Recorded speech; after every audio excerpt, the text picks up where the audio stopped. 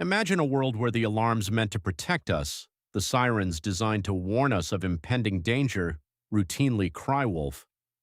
Not just occasionally, but almost every single day.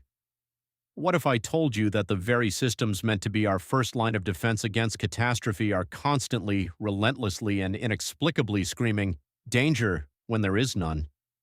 This isn't some dystopian novel, it's a hidden truth of our modern world, and once you see it, you'll start to wonder, why does nobody talk about false alarms? To truly grasp the unsettling prevalence of this issue, we need to understand the sheer scale.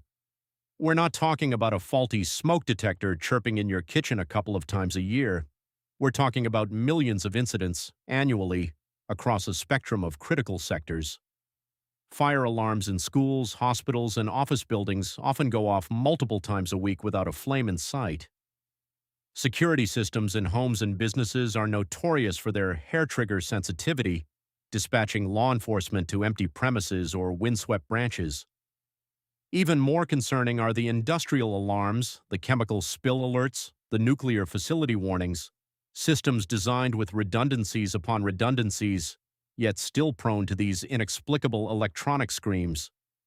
The numbers are staggering. In major metropolitan areas, anywhere from 80% to 98% of all emergency service dispatches attributed to automated alarms are, in fact, false. Think about that for a moment. Nearly every time an automated system tells us something is wrong, it's lying. This isn't just an inconvenience, it's a systemic failure that has profound, often invisible repercussions. The background hum of these false warnings has become so ingrained in our daily lives that we've developed a collective amnesia about them.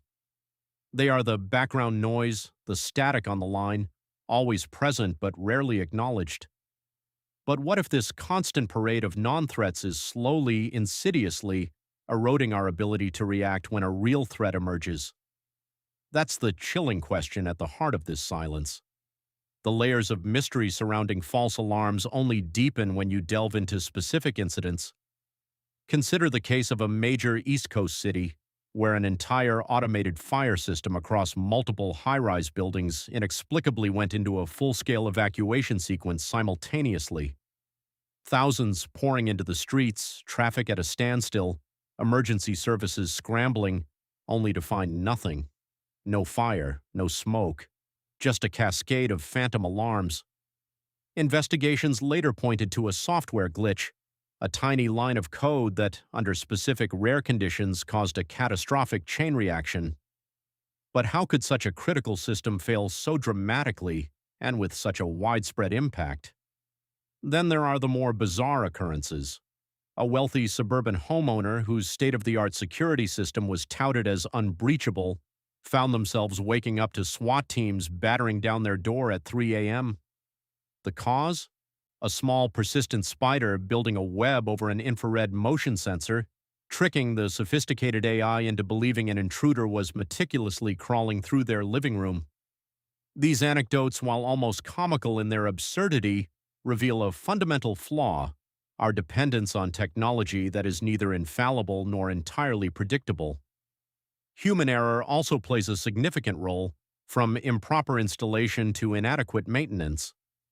Environmental factors, too, are surprisingly potent triggers. Sudden temperature changes setting off heat detectors, dust storms blinding optical sensors, even strong gusts of wind rocking a building just enough to trip a vibration alarm.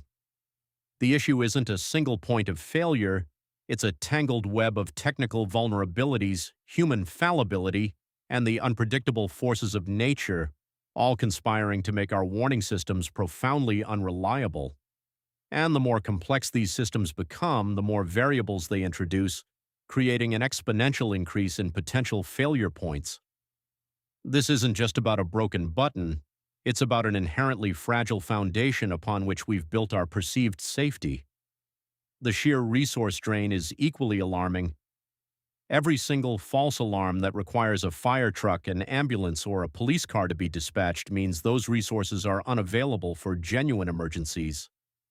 A heart attack could be happening down the street, a house on fire just blocks away, while our first responders are futilely investigating a faulty sensor. The financial cost is colossal, running into hundreds of millions, if not billions of dollars annually, siphoned away from actual public safety initiatives. And it's not just the direct cost, it's the opportunity cost, the lives that could have been saved, the real crises that could have been averted if our emergency services weren't constantly chasing ghosts. But the true horror of false alarms isn't just the wasted resources or the inconvenience, it's the insidious erosion of trust, the desensitization of an entire population. Imagine hearing alarms blare week after week, month after month, only for them to always be false. What happens when the real danger emerges? Will anyone listen? This isn't a hypothetical fear, it's a documented phenomenon. In psychology, it's known as cry wolf syndrome, and its implications are terrifying.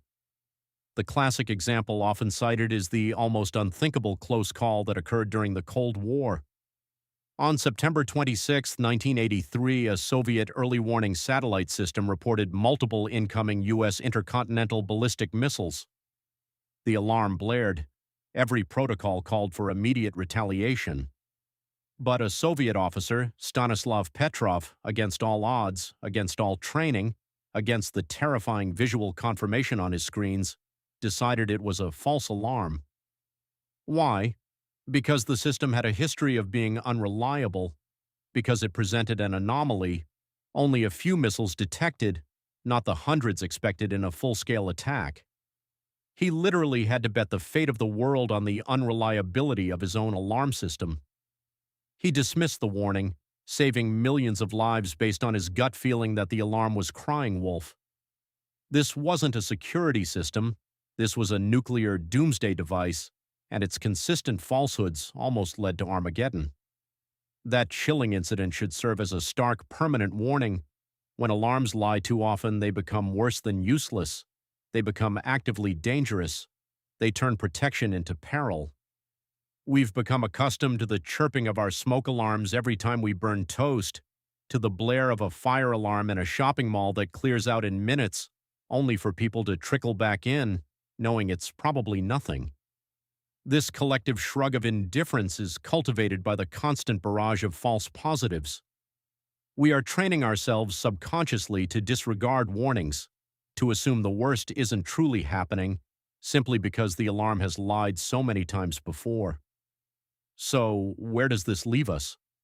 We've engineered a society saturated with warning systems, yet simultaneously conditioned ourselves to ignore them. We've built intricate networks designed to detect anomalies, but these networks themselves are riddled with anomalies. The silence around false alarms is deafening, a societal blind spot that we've collectively agreed not to see. Few statistics are openly discussed, few public campaigns highlight the problem, and even fewer solutions seem to be gaining traction. Are we, as a society, slowly but surely desensitizing ourselves to the very signals meant to ensure our survival? Is the boy who cried wolf now an automated system?